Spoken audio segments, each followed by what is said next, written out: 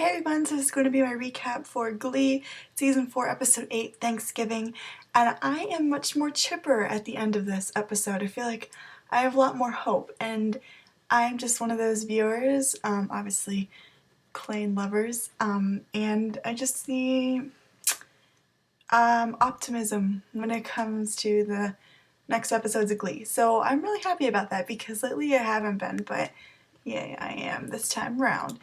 Okay. The beginning is of Homeward Bound / Home. I really love that scene. It was amazing. I love that the graduates are back, well, most of them are back on the stage at McKinley and reuniting, and Quinn looks beautiful as always. They all look great. I'm just saying Quinn's hair was different, and yeah, I was really happy that Diana came back for this episode, and I'm just loving her new hair. And Santana's ass is like the 8th wonder of the world. Like, it is perfection.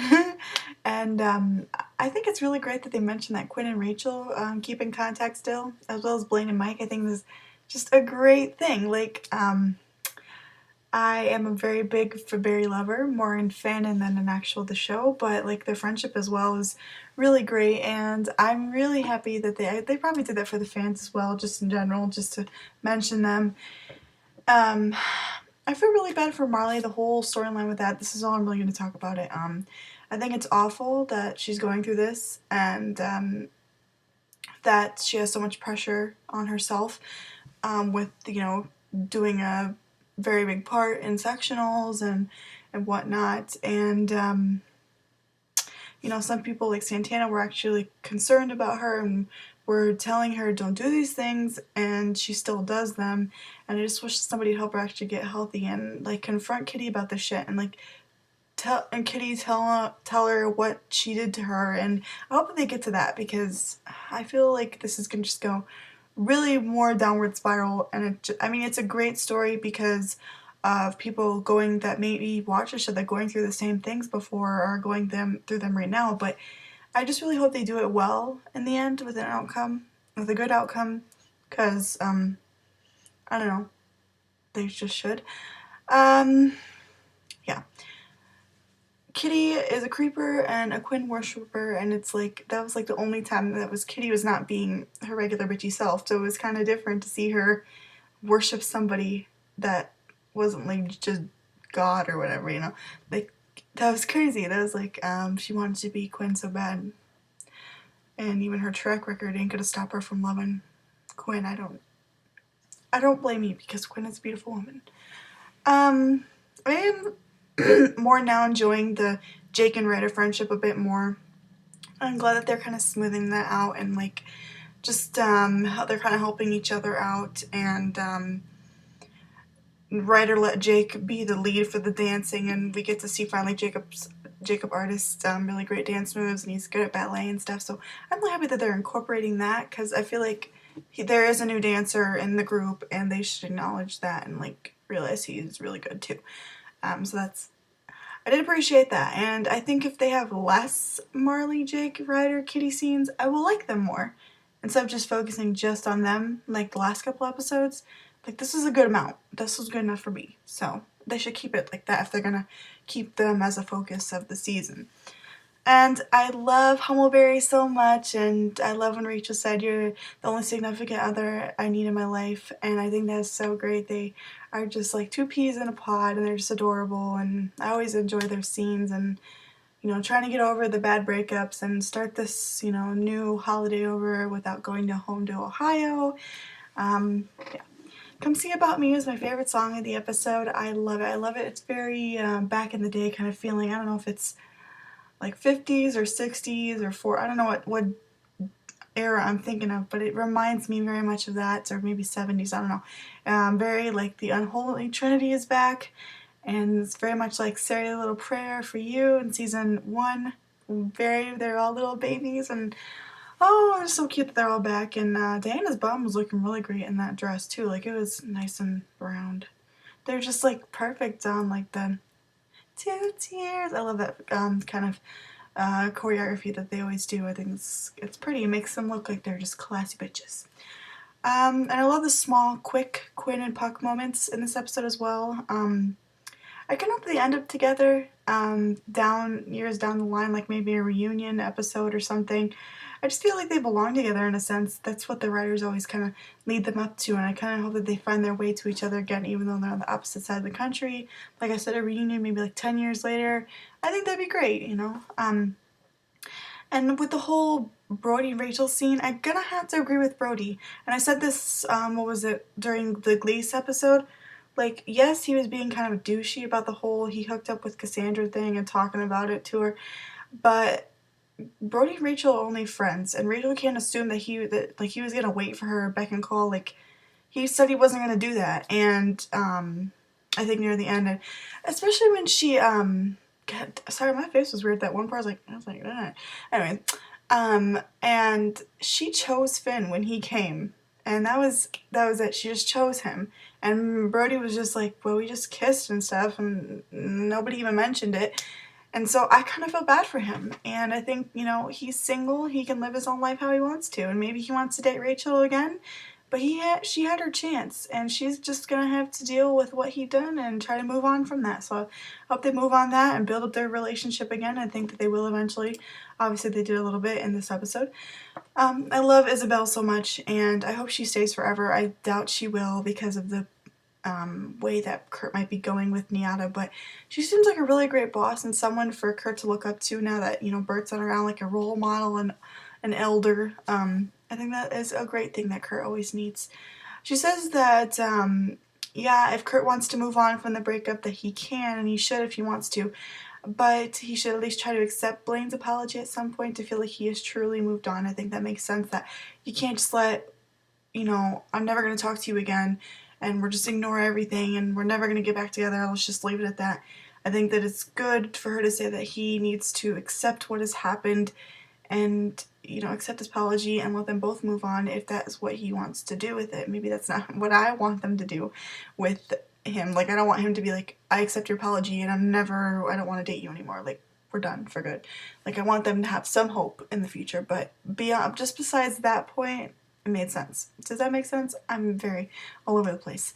It was really nice to see the Kurt side of the breakup as well. We've been seeing snippets of it, like in Glee, but we didn't get to see like the full-on how he thinks about it, and I still don't think we do, but I'm glad that they're bringing it up more because we've only really seen Blaine's side where he's really sad and he's going through a rough time, and yeah. Then Quintana's scene, Quinn Santana, gotta love the two head bitches, Mexican third eye, and the tension with Quinn thinks Santana is jealous, and that because Quinn has this great life in Yale, she seems happy, she's dating this married professor, going out being an adult, going to these clam bakes and being so sophisticated and living the Yale life or whatever. But it's definitely not something that I saw coming from season 3 Quinn to now. It feels like very season 1 Quinn, or even a Quinn that we never even met.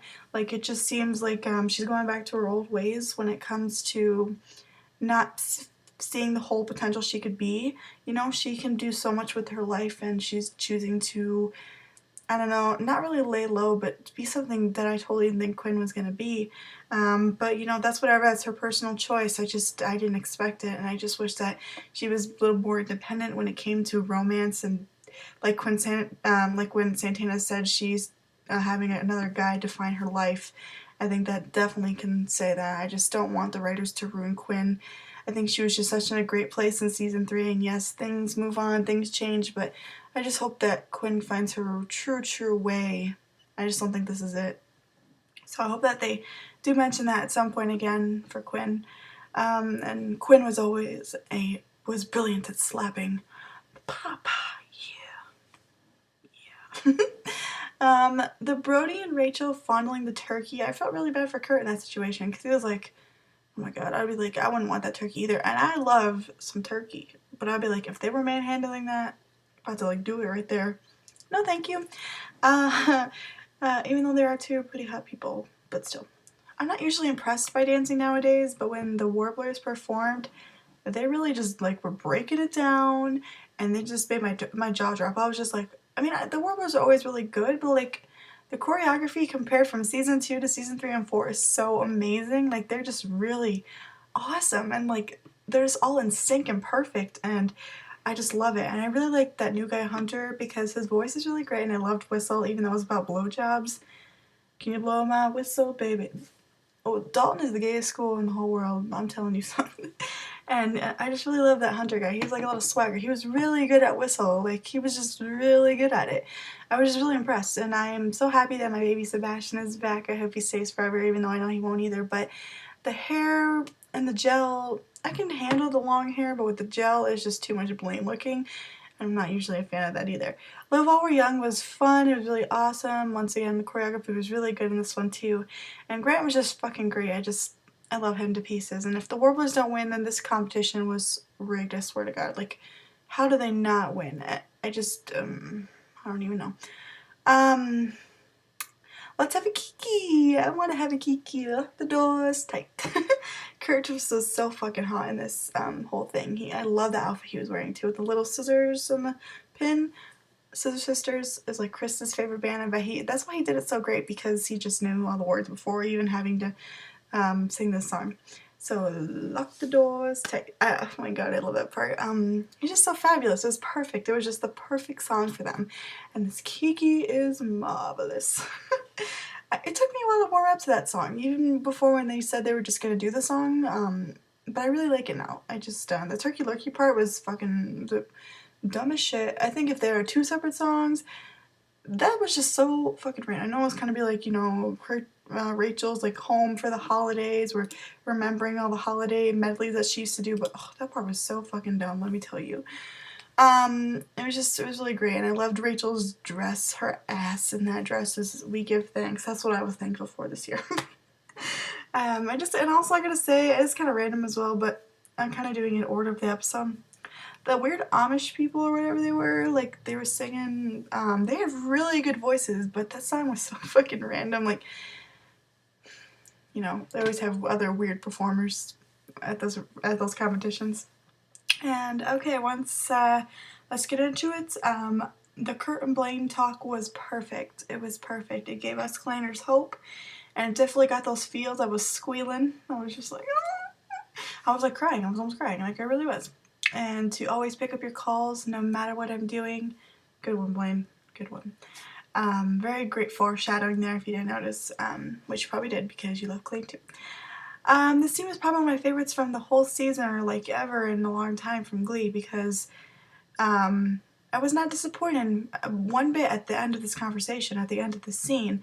Usually it left me happy and giddy and warm, with warm fuzzies in my heart, and usually when it comes to Clan scenes, you don't get enough satisfaction. For me anyways, I just don't feel like I've been getting a lot of that with Clan. They've had to just shorthand them, but this one was perfect. And you know, Kurt believes that Blaine is sorry, but he's just not ready to forgive him yet, and I think that's great. You don't have to be in a rush to forgive him. He has to build up to that. He has to earn his trust back. And but he's still his best friend, and they're still each other's best friends. And I love that line, because while yes, Kurt has Rachel, that Kurt and Blaine have this type of not only relationship but friendship that Rachel can never be, you know, like, compared to. Like, they just have two different friendships, and I think that they just have that connection, and they have so many things in common and things that Rachel can never relate to, and I think that is great. You can always have more than one best friend, and I think that was just really touching. Kurt wants to see Blaine for Christmas, have a heart-to-heart to maybe go ice skating, get some hot chocolate, and be adorable once again, even if it's just as friends. Well, he didn't say that, but yeah. I think that is great Kurt suggested that, because it's obviously giving Blaine a little more relief. And little Blaine laugh hiccup was so cute. I'm just so happy to see Blaine a little more happier and smiling and laughing again, because Kurt does that. He makes him smile and laugh, and I think it gave him such a relief. And this little tear, oh god. You can tell by the phone call that he just had so much more hope for their, maybe not relationship, but maybe it was a friendship at first, and just to build up to that fall in love with each other again. And when he said, Kurt, I love you so much, and the best part of the whole thing is that Kurt said, I love you too, and he didn't have to say it, but of course he still does. He still does love Blaine, and no matter what he did, he's always going to love him, regardless of the mistakes he has made. And I just cried all night, and I was just like, this is so perfect. It was just so flawless. And the cinematography in this scene was amazing too. Like Kurt on the fire escape, very New York feelings, and then Blaine with the ladder backstage. I think that was just, they really great. They set that up really well. Very simple, but very touching and worked well with the scene. I saw that on Tumblr. I thought, wow, that is really great to point that out. And it's not only an amazing scene by Chris, because he always blows me out of the water, but like Darren was really, really great in this scene. I'm not gonna lie, I'm not always impressed with Darren's serious or sad moments. Like, not very convinced by a lot of them. Like, Dance with Somebody, or what was that, during Hopelessly Devoted, like after he was talking, I just, before it was fine, like even Dynamic Duets was good, but like that was really good, but sometimes when he starts to, like, I don't know, I can't describe it, but this one, it was really good. Like you can tell he's very much improving, and I was very, very impressed. And when he was the tear, we never saw him actually like with tears, I don't think, so that was really good. And when Kurt came back inside and Isabel just knew what was happening, and I just love them two together. Their dynamic and their good friendship, not only just as co-workers. So I really hope to see more of them. Yeah. But I think Kurt meant by coming home for Christmas was to Ohio, but I think something happens because Bert ends up going to New York, spoiler, for Christmas, and he must surprise Kurt with Blaine coming along too, to always surprise you. Hey Blaine, once again, keeping those promises. And let's get on to the last part, Gangnam Style, whatever it's called, Gangnam, I don't fucking know, I hate that song.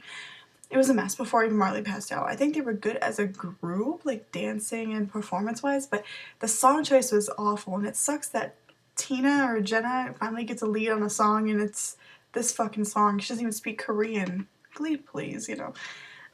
Next week, let's talk about next week. The song in the promo, it sounds super familiar. I cannot think of the name of it, but obviously I've heard it before, like, a while ago. I love the original, and they sound so good in the promo. Like, it's one of those songs where I'm really excited for the performance and them coming all together as a group again. I just really like those moments and touching, and I really like them when they sing together like that. So, not and just like a slow song, you know.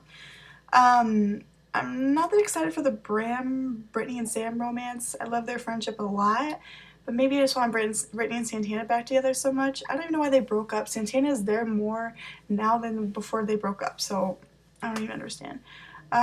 Kurt is performing a solo at Naya. Oh my god, like I'm so excited. He finally gets a freaking solo this season. Very, very thrilled, because as a Kurt stan. I do want Kurt as a performer, but I do really like him as Vogue as well. Like, he just has too many talents for one day job, you know? Like, what to choose. I will be happy whatever he chooses. I just, I don't know if I could pick which one I want him to be yet. And he'll be singing Being Alive from Company. You should watch the Neil Patrick Harris performance of this song. Like, look it up. It's really moving. Kind of imagine Kurt, how he's gonna sing it. And I'm just so excited for it. I just, like, I don't even, and I'm just really excited for anything Kurt related, to be honest, and Kurt scenes always make me happy and a little more excited for the next episode, as well as the Christmas episode coming up. So, yeah, that is my recap for Glee, and I will talk to you guys next week for Swan Song.